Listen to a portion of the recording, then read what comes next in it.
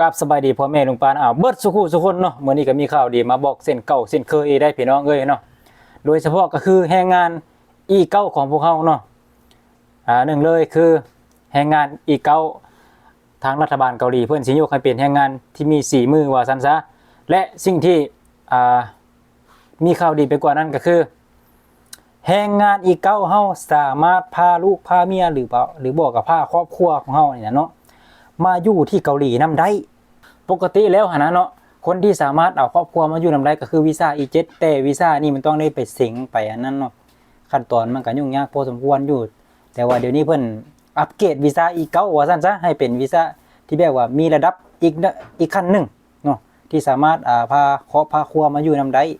ดำรงชีวิตอยู่เกาหลีได้ว่าซั่นซะเนาะแต่ว่าข่าวดีนี้เพิ่นยังบ่ได้อนุมัติเทื่อว่าสิเป็นมื้อใดเพิ่นยังสิออกข้อตกลงให้เนาะแต่ก็อาจจะเป็นในไวๆนี้อาจจะเป็นไปได้เนาะเพราะว่าเรื่องนี้เพิ่นได้มีข้อตกลงและก็ได้มีการอบรมกันแล้วเนาะทางกองประชุมเพิ่นว่าซั่นซะตอนนี้นะมีแต่รอวันรอเวลาเท่านั้นแหละทางมื้อใดอนุมัติข้าพเจ้าเองนี่แหละน่าจะเป็นคนแรกเนาะพาลูกพาเมียแล้วมาอยู่นำแต่ว่ายังบ่มั่นใจว่าในส่วนนี้นะว่าสิเอามาแล้วสิสามารถเฮ็ดเวียกนำได้หรือบ่อันนี้ก็เป็นอีกส่วนหนึ่งเนาะแต่ที่แน่ๆนี่น่าจะเอามาอยู่นำได้ลอยเฮ็ดเลยลอยเฮ็ดเวียกเลยคันเอามานะสมมุติว่านะเนาะแต่เฮาก็ถ้าว่าได้มาอยู่นำเดียวนะเห็นหน้าเห็นตากันเลิกเวียกเลิกงานมามันก็เป็นการดีสิ่งหนึ่งเนาะเห็นหน้าลูกหน้าเมียสมมุติว่านะเนาะมันก็เป็นการดีอีกได้พี่น้องเอ้ยพี่น้องป้องปายเนาะ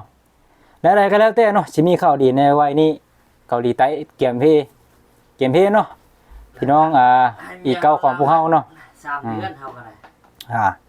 นี่พ่อบอกทิวก็คือกันเนาะเพิ่นว่าเพิ่นนี่ก็มี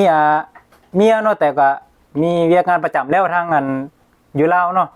อยู่ทางลาวเพิ่นก็เมียเพิ่นก็เฮ็ดเวียกงานประจำก็เงินเดือนก็15-16 ล้านนะมาก็บ่จำเป็นดอกว่าสิมาเฮ็ดเวียกเฮ็ดงานเนาะมาเฮ็ดมานั่งสั้นแข้งสั้นขาเฮ็ดอยู่เฮ็ดกินให้ก็พอแล้วเพิ่นว่านะปีนึง15 ล้านตามนั้นนะพี่น้องเนาะอันนี้เป็นข้าวอีหลีเด้อพี่น้องเด้อบ่ได้เว้าลิ้นเว้าหัวเด้อเว้าแท้ๆนี่แหละเนาะตามมติตกลงของรัฐบาลเกาหลีว่ามีแบบนั้นแท้เนาะแต่บ่ฮู้ว่ามื้อใดเพิ่นสิอนุมัติแล้วมันสิเกิดขึ้นเนาะแต่ที่แน่ๆมันต้องเกิดขึ้นแน่นอนเนาะเดี๋ยวสิอัปเดตเป็นระยะเนาะ